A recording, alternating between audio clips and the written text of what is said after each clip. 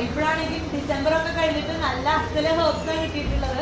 ഇനിയിപ്പോ മുമ്പിലേക്ക് പോകുന്നതോറും വരൾച്ചയുടെ കാലഘട്ടമൊക്കെ വരികയാണ്. നല്ല ഫ്രഷ് ആയിട്ടുള്ള ഹെർബ്സ് ഒക്കെ കിട്ടിയിട്ടുണ്ട്. അതൊക്കെ വെച്ചിട്ട് നമ്മുടെ പ്രൊഡക്ഷൻ പുരോഗമിച്ചുകൊണ്ടിരിക്കുകയാണ്.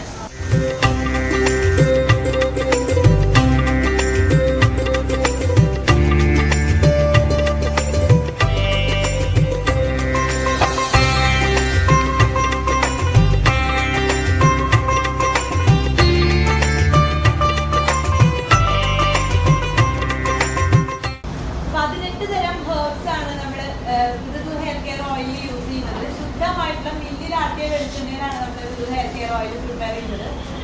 3 ദിവസം എടുക്കുന്ന ഒരു വലിയ പ്രോസസ്സിന് ശേഷമാണ് നമ്മുടെ ഹെയർ കെയർ ഓയിൽ സീൽഡ് ആയിട്ടുള്ള കണ്ടെയ്നേഴ്സ് ആയിട്ട് ലബോറട്ടറി ടെസ്റ്റഡ് ആൻഡ് സർട്ടിഫൈഡ് ആയിട്ടുള്ള രീതിയിൽ നമ്മുടെ യൂസേഴ്സിന്റെ കയ്യിലേക്ക് എത്തുന്നത്.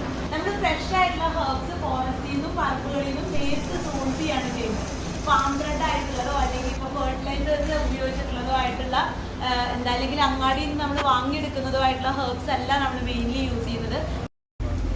എന്തിനാണ് നമ്മൾ ഋതു ഹെയർ കെയർ ഓയിൽ ഉപയോഗിക്കുന്നത്? ഒരു വിധത്തിൽപ്പെട്ട കേശ പ്രശ്നങ്ങൾക്കെല്ലാം ഉള്ള നല്ലൊരു പരിഹാരമാണ് ഋതു ഹെയർ കെയർ ഓയിൽ. ട്രഡീഷണൽ ആയിട്ടുള്ള ഏജ് ഓൾഡ് ആയിട്ടുള്ള ഒരു ട്രഡീഷണൽ റെസിപ്പിയിൽ നിന്നാണ്, എൻ്റെ മുത്തശ്ശി കാച്ചിരുന്ന ഒരു വെളിച്ചെണ്ണയിൽ നിന്നാണ് ഇതിൻ്റെ ഒരു ഫോർമുല, അതിൻ്റെ ഒരു റെസിപ്പി നമ്മൾ എടുത്തിട്ടുള്ളത്. അപ്പോൾ പുതിയ കാലത്തേക്ക് ഉതകുന്ന രീതിയിൽ ലബോറട്ടറി ടെസ്റ്റിങ്ങും സർട്ടിഫിക്കേഷനും പുതിയ കാലത്ത് വേണ്ട ഇൻഗ്രീഡിയൻസും എല്ലാം ചേർത്ത് സ്ട്രീം ലൈൻ ചെയ്തിട്ടാണ് നമ്മൾ ആ റെസിപ്പി ഋതു ഹെയർ കെയർ ഓയിൽ ഉപയോഗിക്കുന്നത്.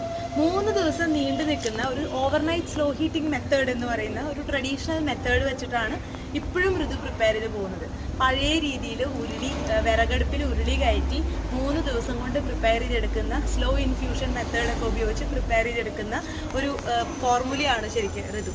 സാധാരണ താരനും മുടികൊഴിച്ചിലും അതുപോലെ ഉറക്കക്കുറവും എല്ലാം മാറുന്ന കാച്ചിയ എണ്ണകളുടെ പ്രോപ്പർട്ടീസിനൊപ്പം തന്നെ കാച്ചിയ എണ്ണ തേക്കുമ്പോൾ ഉണ്ടാവുന്ന നീരിറക്കം അതെല്ലാം തടയാൻ വേണ്ട ഹെർബ്സ് എല്ലാം കൂട്ടിയിട്ടാണ് ഋതു ഹെയർ കെയർ ഓയിൽ പ്രിപ്പയർ ചെയ്ത് വരുന്നത്.